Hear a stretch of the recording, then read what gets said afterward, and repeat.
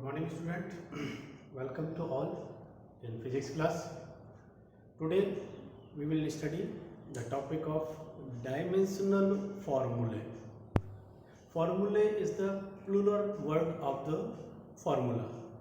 Formula single होता है, formulas नहीं होता है, formulae होता है plural word, ध्यान रखना है, ठीक है। चलिए, तो dimensional formulae क्या है?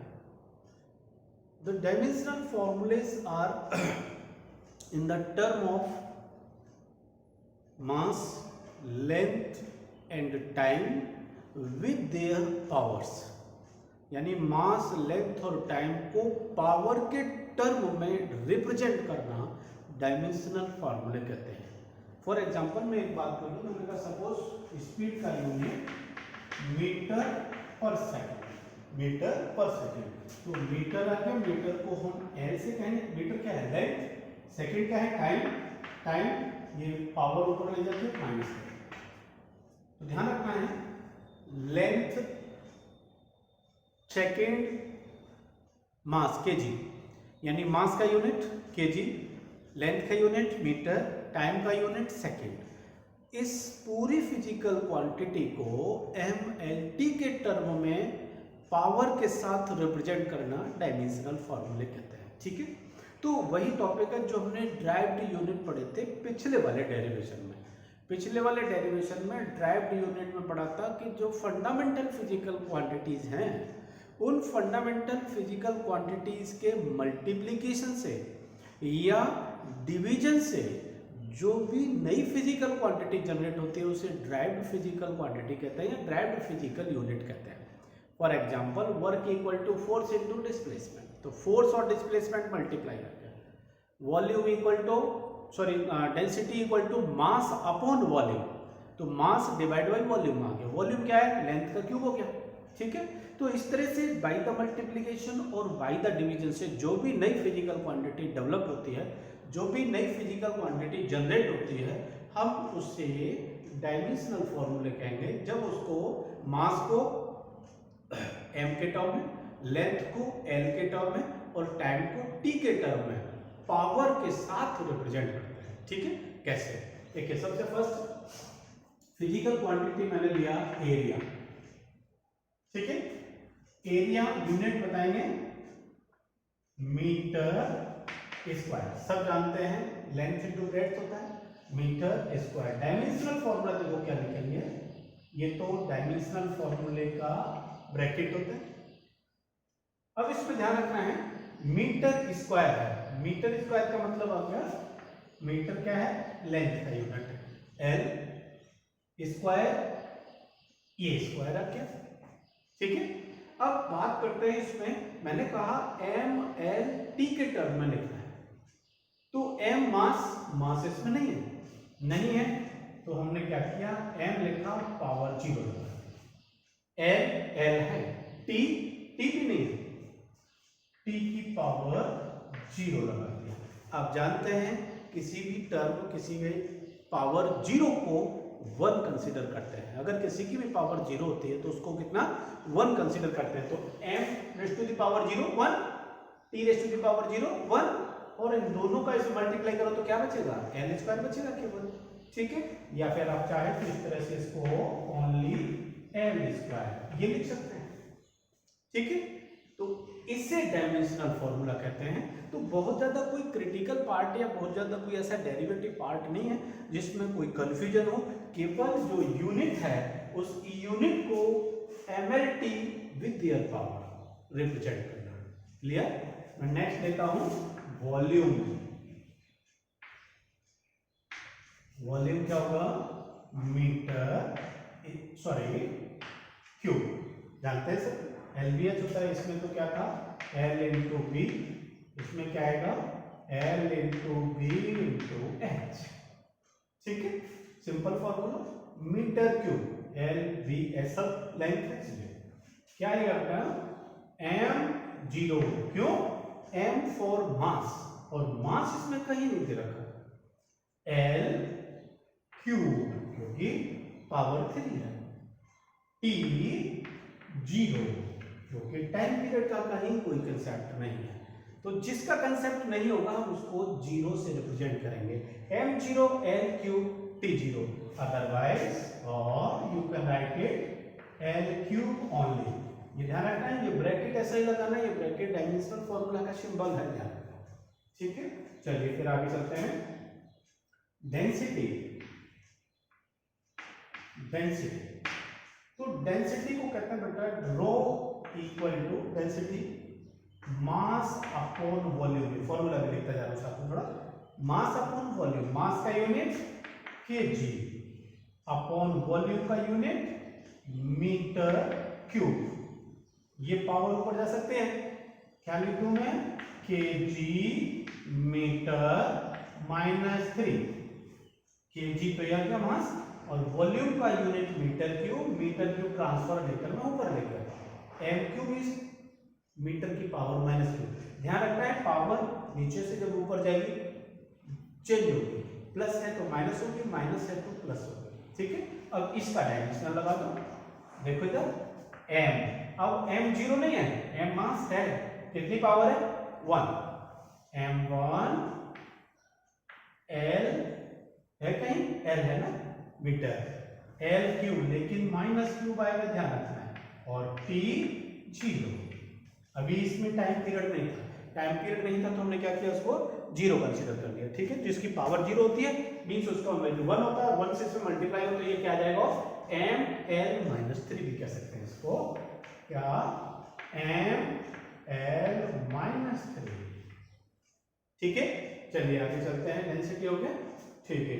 अब छोटे छोटे टर्म्स इसी से लेते हुए चलेंगे। स्पीड ऑब्लिक वेलोसिटी बेटा एक ही चीज होती है दोनों में, केवल वेक्टर और स्केलर का फर्क होता है। तो speed equal to distance over time, सब जानते हैं, क्लियर, या डिस्प्लेसमेंट ओवर टाइम। डिस्टेंस का unit metre, time unit second, क्या बन गया, m t minus, sorry metre का l, एक minute, metre second minus, check करो, metre as it is, second -1, power नीचे 1 है, ऊपर जाके -1। डायमेंशन देखो क्या आएगा, m0, ध्यान रखना है ये m मीटर का है, ये m मास के लिए है, मीटर किसका यूनिट है, लेंथ का, लेंथ पावर 1 टाइम -1, टाइम की पावर -1, तो क्या बन गया ब्रैकेट में l t -1, ये। तो इस तरह से डायमेंशनल फॉर्मूले को हम ड्राइव करते हैं, l t -1 भी कर सकते हैं, m0 l 1 t -1 भी कर सकते हैं, दोनों सही है, ठीक है। तो इस तरह से हम डायमेंशनल फॉर्मूले को रिप्रेजेंट करते हैं। मैं उस तरह से सीक्वेंस में लूंगा जिस तरह से कि आपको पहले वाली कोई भी फिजिकल क्वांटिटी या डायमेंशनल फॉर्मूला नेक्स्ट वाले में डायरेक्ट यूज कर सकते हैं, जैसे एक्सीलरेशन, क्या, acceleration a equal to velocity over time और change in velocity over time, that is velocity over time. अब एक चीज ध्यान रख सकते हैं हम, वेलोसिटी का यूनिट क्या है, मीटर सेकेंड -1 अपॉन टाइम का यूनिट, देखिए क्या किया, वेलोसिटी का unit metre second -1, metre second -1, time second, correct, m mass 0, l 1, t -2, l t -2, clear. Video बना रहा हूँ, किसका, वीडियो बना के बोल, वीडियो बना रहे हैं, m0 l t -2, क्लियर। चलिए आगे चलते हैं, समझ गए क्या, यह l t -1 तो इसका और t इसका एक और हो गया, ठीक है, l t -2 हो गया, ये किसका यूनिट डायमेंशनल फॉर्मूला होगा, ये एक्सीलरेशन का, क्लियर। चलिए देखिए अब आगे चलते हैं, देखिए एरिया, वॉल्यूम, डेंसिटी, ये तीनों बेसिक थे पहले। स्पीड का यूज आ गया एक्सीलरेशन। अब एक्सीलरेशन का भी यूज लेता हूं, फोर्स, और फोर्स इक्वल टू होता है मास इनटू एक्सीलरेशन, ठीक है। F equal to m, m का यूनिट बताएंगे क्या होगा, kg। एक्सीलरेशन का यूनिट ये लिखा है, कितना आएगा बेटा, ये metre second minus 2। Second minus 1 तो ये ऑलरेडी है, एक सेकंड और ऊपर चला गया तो सेकेंड माइनस 2 बन गया, ये मीटर आ गया, ये यूनिट तो एक्सीलरेशन का आ गया, और kg ऑलरेडी मास का आ गया। हम डायरेक्ट भी सब्स्टिट्यूट कर सकते हैं, इसीलिए मैंने सीक्वेंस में लिखा है, ठीक है। डायमेंशनल लगाइए, देखो इधर इसमें kg यानी मास है, मास है तो बेटा अब m 0 नहीं आएगा, m1 L1 T minus 2, clear. इस तरह से हम इसको लिखेंगे। चलिए मैं अगला एक और आगे लिखता हूँ, मैं आगे यहाँ से एक बार इसको रिप्लेस करूँगा थोड़ा सा। आपने इसका स्क्रीनशॉट ले लिया होगा शायद, या फिर आप रिपीट करके देख लें, उसे दिख जाएगा आपको। मैं इसको 2-3 और हैं बेसिक, जिससे आप ये समझ जाएंगे कि पिछली फिजिकल क्वांटिटी के डायमेंशनल फॉर्मूले को हम कैसे ड्राइव करेंगे, रिप्रेजेंट करेंगे, ठीक है। चलिए देखिए, मैं फिर से एक बार फोर्स वाले को यहाँ लिख लेता हूँ, शायद नीचे नहीं लिखा हो किसी को। फोर्स F और F इक्वल टू एम का यूनिट kg, एक्सीलरेशन का यूनिट होता है बेटा metre second minus 2। Dimensional formula क्या आएगा, m1 L1 और t minus 2, metre power 1 kg power 1। ये 1 साइलेंट होता है, आप नहीं लिखें तो भी चलेगा, ठीक है। चलिए आगे चलते हैं। फोर्स आ गया, ठीक है। वर्क, अब एक बात ध्यान रखना है, वर्क का यूनिट होता है जूल। क्या, जूल। एनर्जी का यूनिट भी जूल होता है, और जब वर्क और एनर्जी दोनों का यूनिट जूल होता है तो डायमेंशनल फॉर्मूला भी एक ही आएगा। आगे टर्म में हम एनर्जी पता है आपको, mechanical energy, sorry kinetic energy half m square, potential energy mgh, उससे जब ड्राइव करेंगे तो जो वर्क का यूनिट आता है, वर्क का डायमेंशनल फॉर्मूला आता है, वही सेम एनर्जी का भी आएगा। तो मैं यहाँ एक बार लिखता हूँ, वर्क ऑब्लिक एनर्जी। तो वर्क का यूनिट बताएंगे, sorry formula, work equal to force into displacement, ठीक है।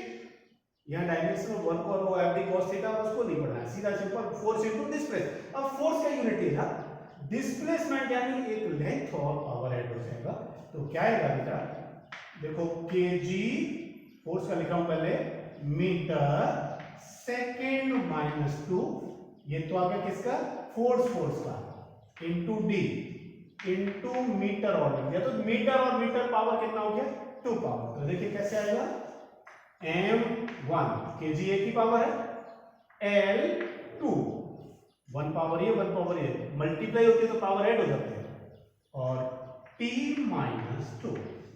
This is the dimensional formula of work, it is also the dimensional formula of energy का भी यही होता है, क्लियर। चलिए फिर आगे कर सकते हैं। वर्क आ गया, power equal to work upon time, rate of doing work होता है ना, वर्क अपॉन टाइम, वर्क अभी लिख दिया आपने, टाइम इसमें पावर नीचे आएगा, यूनिट में देखो क्या आएगा, वर्क का यूनिट तो ये देखो पहले, kg metre square second minus 2, ये मीटर स्क्वायर कर लिया मैंने, second minus 2 divide by time, यानी 1 पावर सेकेंड के नीचे है, ये प्लस की पावर है, ये माइनस की पावर 2, ये पावर और ऊपर जाएगी तो माइनस की कितनी हो जाएगी, 3 पावर। ध्यान रखना है, ये पावर प्लस के ऊपर जाके माइनस हो जाएगी, -2 -1 -3, तो क्या बनेगा dimensional, m1 L square t minus 3, clear. इस तरह से ये डायमेंशनल फॉर्मूले हैं, जो यूनिट और फिजिकल क्वांटिटी की जो बेसिक यूनिट होता है उसको हम MLT, mass length and time period के टर्म में विद देयर पावर रिप्रेजेंट करते हैं या डिटरमाइन करते हैं। ठीक है, अब जैसे मैंने अपन को बेसिक फॉर्मूले याद थे, power equal to work upon time, आगे भी 2-4 और हैं जिन्हें आप आराम से कर सकते हैं, लेकिन जो इनिशिएटिंग फिजिकल क्वांटिटी है, मतलब जो स्टार्टिंग की फिजिकल क्वांटिटी है, उनकी हेल्प से आप इसे ड्राइव कर सकते हो बड़ी आसानी से। जो भी आपको याद आती है, पावर आ गया, मोमेंटम है, P equal to mass into velocity से निकाल लेंगे। क्लियर, कोई दिक्कत नहीं। ठीक है, आगे की फिजिकल क्वांटिटी शायद आपने पढ़ी नहीं होगी। टॉर्क है, टॉर्क इक्वल टू होता है बेटा फोर्स इंटू परपेंडिकुलर डिस्टेंस। ठीक है, तो इस तरह से और भी बहुत सारी हैं, आगे टर्म में आएंगे, जब हम क्लास में आएंगे तो हम आपको पूरा पीडीएफ दे देंगे इस चीज़ का। तो बेसिक जो मेथड है डायमेंशनल फॉर्मूला ड्राइव करने का, वो हमने कर लिया। ठीक है, तो इस तरह से आपका एक छोटा सा टॉपिक डायमेंशनल फॉर्मूले का basic concept of the physics के इनिशिएटिंग पार्ट का है, वो हमने आज कवर किया। कहीं कोई डाउट और परेशानी हो तो आप एक बार वीडियो को दोबारा से चेक कर लें। ठीक है, थैंक यू।